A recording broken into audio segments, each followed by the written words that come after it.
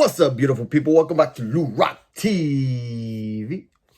And today is my last day off. Couple VRs I wanted to do, some content I wanted to do, some pickups. I know it's been, I don't know, a week and a half since I uploaded on my channel. You know, me and Bob were busy in the studios, the new studios, for the Royal Rumble Challenge, hosted by Dustin and Blake. That was a lot of fun, collaborating with the Kneebreakers.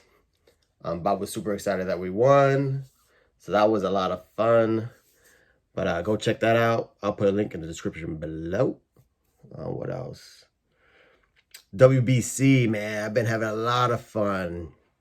You know, beauty about YouTube, you make a lot of good friends, like-minded individuals. So, you know, around these parts, people ain't really feeling baseball quite yet, I guess. You know, people are like, oh yeah, I know what's going on, but man, you want to talk about some great baseball in the early parts of the season. I mean, spring training is going on. Like, usually, you know, the superstar gets a bat or two, and then they're done, So spring training could be, it's great and exciting for the rookies, the young cats, the potential of getting that cup of coffee in the majors. But to see some fabulous baseball, I mean, I try to explain to people, it's like the Caribbean World Series. You get that atmosphere, that energy all the time in Latin American culture in those games. That's why you see, a lot of old school cats don't like the flamboyant, the excitement, the bat flips, the talking trash in the regular season, but it bleeds over from the Caribbean season or the Caribbean World Series and that league. And you saw a little bit of that when the Dominican and PR played each other. You saw that with Mexico playing. But man, it was so much fun in this YouTube community because I'm talking to, my Latino collective, and we expanded it. You already know Orlando's in it. James, Elite Hunters is in it. Oh, Orlando from A Collector's Dream. James, Elite Hunters. Brent, Near Musings. Added Rudog 21 to the conversation. And of course, I gotta invite my homeboy, Pepino, man. So it was fun, talking baseball and talking trash and all that good stuff. But man, you couldn't have written any better. I mean, I know the Dominican got, what's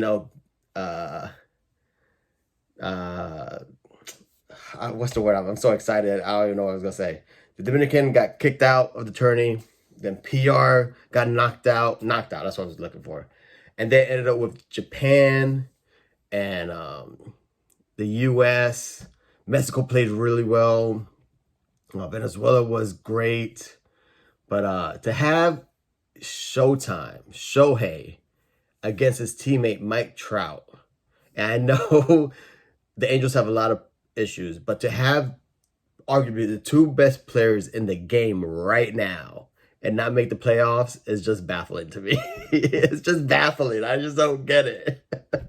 But to have Showtime, and he wasn't trying to be cute with it, dancing or painting the corner. My man threw triple-digit radar gun, 100-mile-per-hour heat.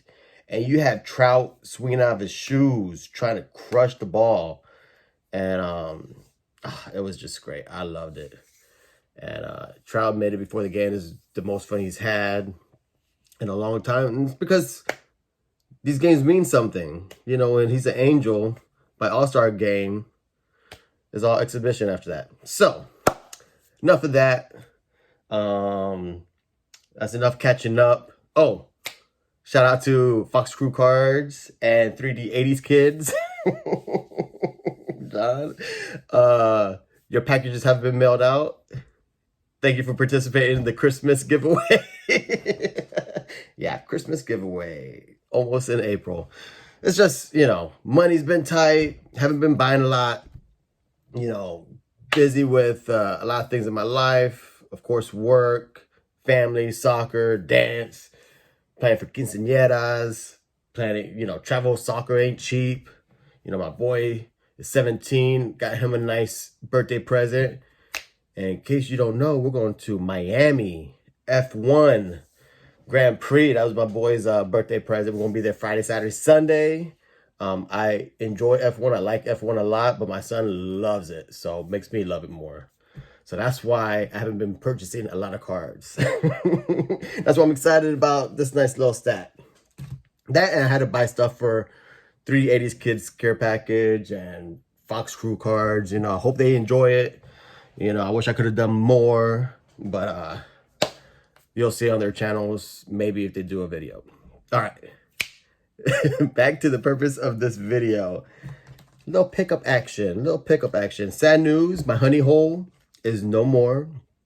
They had hundreds of thousands of cards in their store, and a wholesaler bought it all.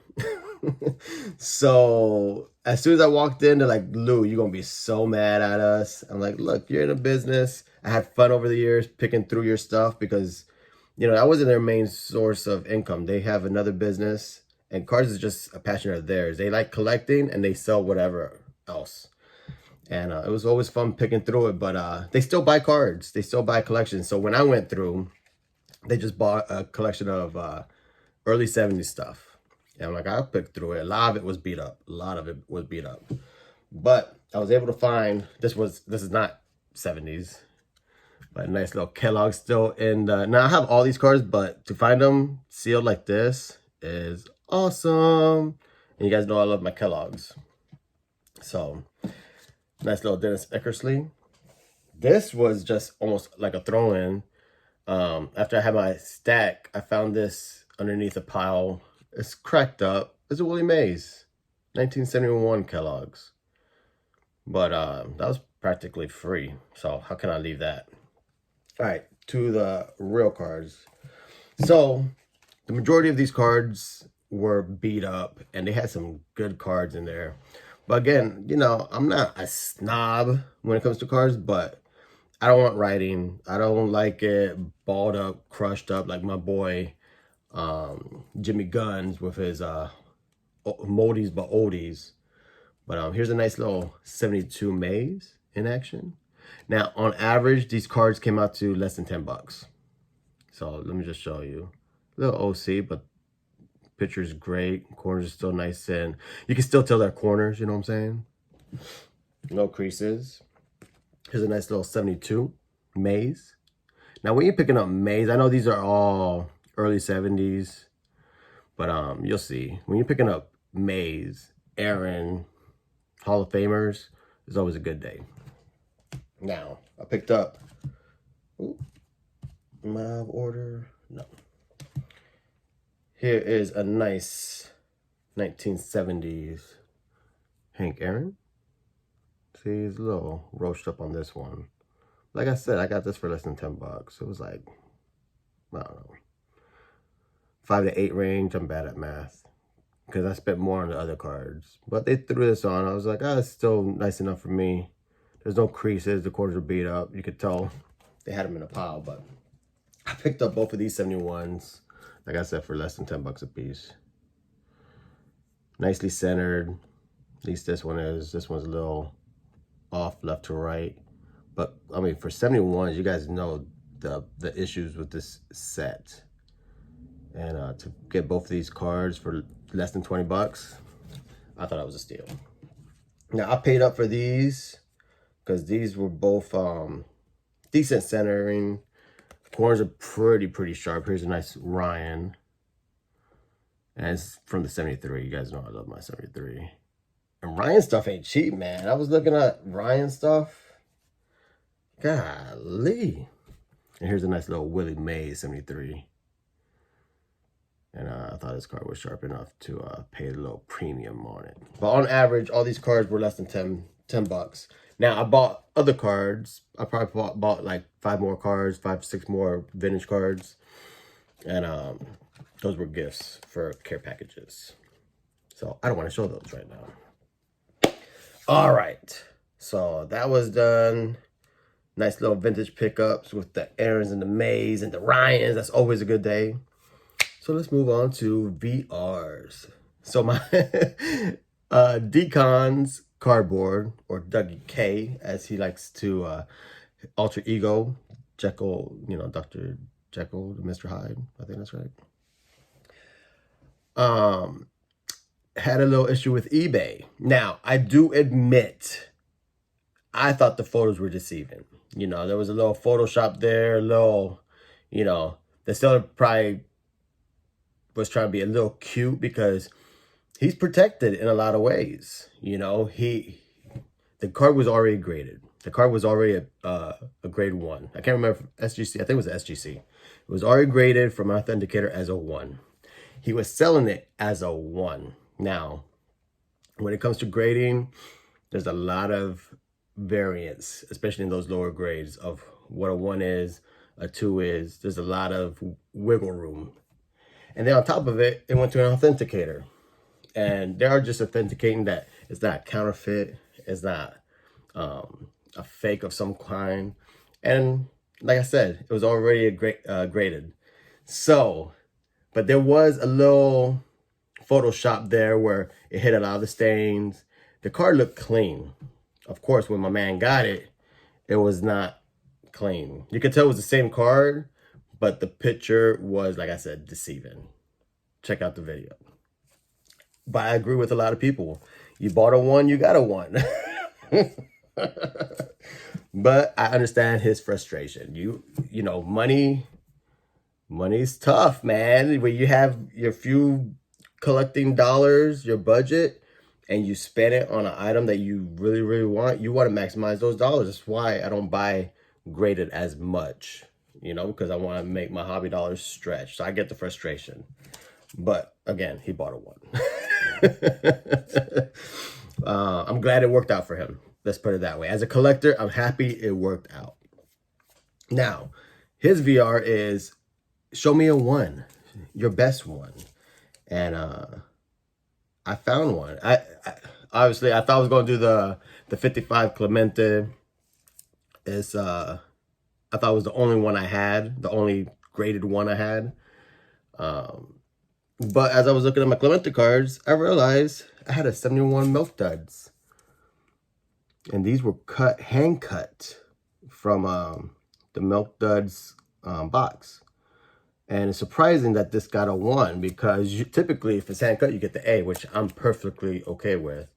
But I guess this was, I wasn't thinking about it. It was cut enough where there was enough edge and symmetry that they actually gave it a number grade, which is weird. Because when I'm looking at it, there's a nice little crease in it, like on the back, right there.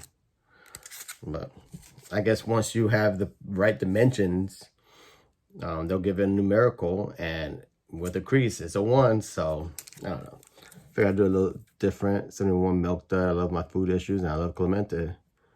And I know people are tired of me showing my 55 Clemente. It seems like I show that card all the time. But I can't get tired of it. It's a Clemente rookie card. All right. Next VR is for my homeboy, the Drew. Vintage Legacy. He wanted us to show players who have never won the World Series, with one of them being a non-Hall of Famer. So, just real quick, I was thinking about like Rock Haru. I figured a lot of people would do Rock Haru. But I don't want to go over and do 5, so I'm just throwing out Rock Haru. Someone should do Rock Haru. But here's a 48 Ralph Kiner. Real nice. I just love this one because I bought this at the National for my homeboy, the Commish. Ticket Leprechaun. Legends Never Die. It's not like I gotta say all his names. I love this card. He played for the lowly Pirates. Side note, he's in the Mets Hall of Fame, in case you guys didn't know, but as a broadcaster, of course. Never won.